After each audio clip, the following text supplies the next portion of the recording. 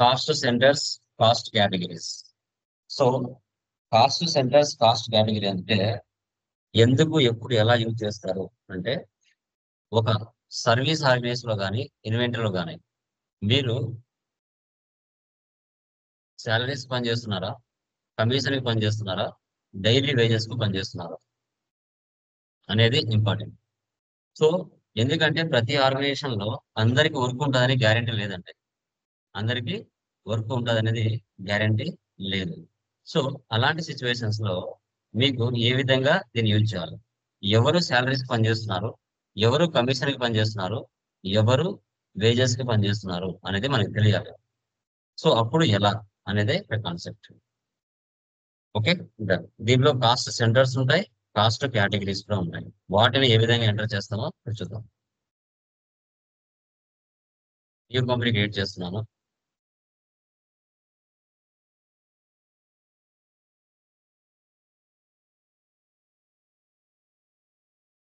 ఇది కూడా service oriented.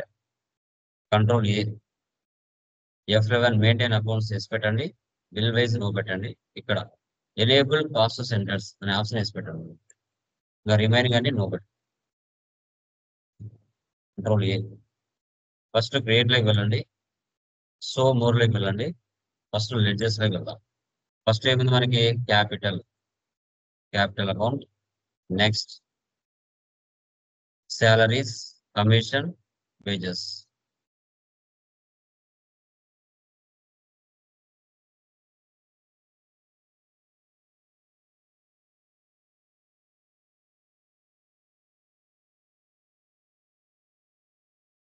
ఇవి ledgers. Next cost category. Categories ఎవరు ఉన్నారు మన దగ్గర, క్లర్క్స్ ఉన్నారు, మేనేజర్స్ ఉన్నారు, ఏజెంట్స్ ఉన్నారు, సేల్స్ మ్యాన్స్ ఉన్నారు, వర్కర్స్ ఉన్నారు. వీళ్ళని క్రియేట్ చేయాలి.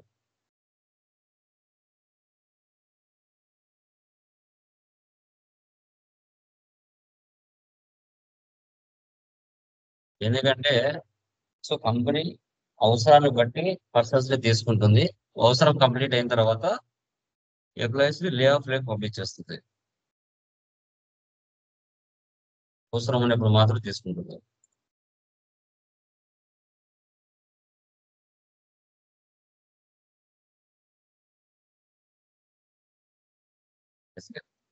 ఇప్పుడు కాస్ట్ సెంటర్ లోకి వెళ్ళండి. ఓకే, మీరు అక్కడ కేటగిరీ చేశారు కదా, వాళ్ళు ఇక్కడికి వస్తారు. First clerks.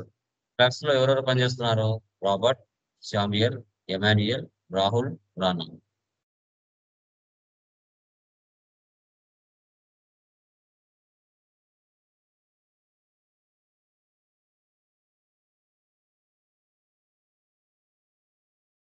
వీళ్ళందరూ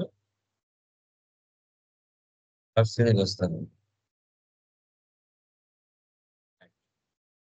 నెక్స్ట్ వచ్చేసి managers.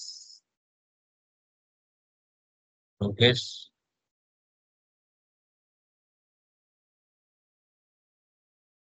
Uday, Bhaskar,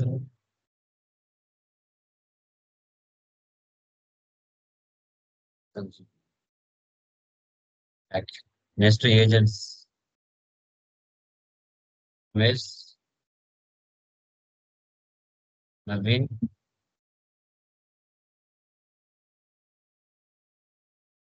Bhargav,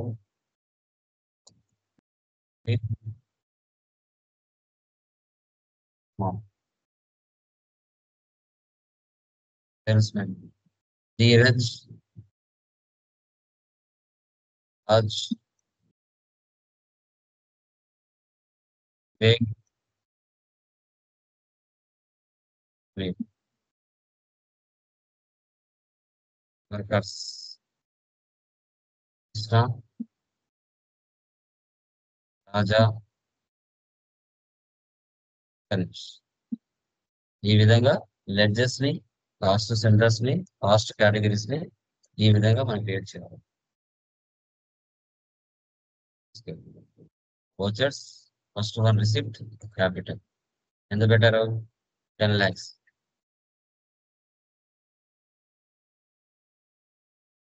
next expenses, salaries, payment total amount add చేసుకోవాలి.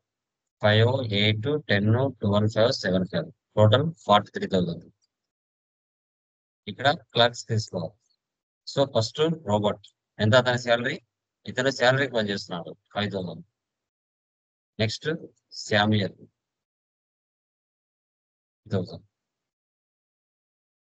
మేనేజర్ రాహుల్,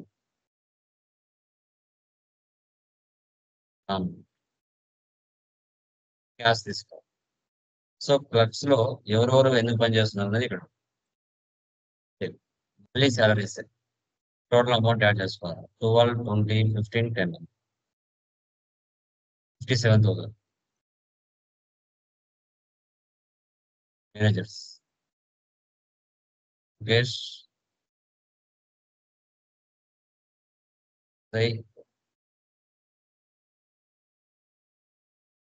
భాస్కర్,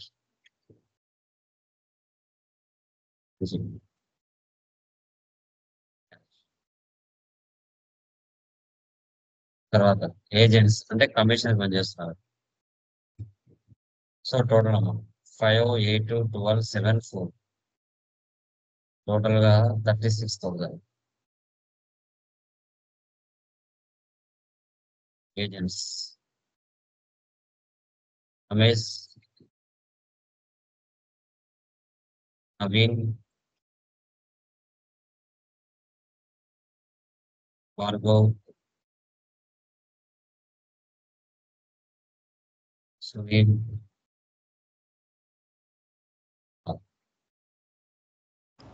సార్ చెప్పు. సార్ ఇది కాస్ట్ కేటగిరీ ఎలా వచ్చింది సార్? ఇది మీరు కమిషన్ తీసుకోరు కదా, కమిషన్ తర్వాత ఎందుకు తీసుకోవాలి కమిషన్? ఏమైంది కమిషన్ తీసుకోవడానికి? లేదు సార్, అంటే కాస్ట్ కేటగిరీ ఎలా వచ్చింది అని అడుగుతున్నా సార్. అంటే మీరు చూడలేదు క్రియేట్ క్లాస్ చేశారు, లేదు సార్ క్రియేట్ చేశారు, అది రానికి ఏం చేయాలి అని అడుగుతున్నా సార్. ఏది ఏది రానికి? కమిషన్ వచ్చిన తర్వాత ఇక్కడ అమౌంట్ తీసుకుంటారు కదా సార్ డెబిట్లో, దాని తర్వాత క్యాష్ కేటగిరీ అంటే సపరేట్గా మనం వాళ్ళకి ఇండివిజువల్గా వేసాం కదా అమౌంట్, అది ఎలా వచ్చింది అని అడుగుతున్నా సార్. వీడియో చూడండి సార్ మళ్ళీ క్లాస్ అయిన తర్వాత. సో ఇక్కడ సేల్స్ మ్యాన్ ధీరజ్ 2,500, రాజ్ 5,000, వేగ్ 7,000, అమీర్ 4,000 క్యాష్. Next wages.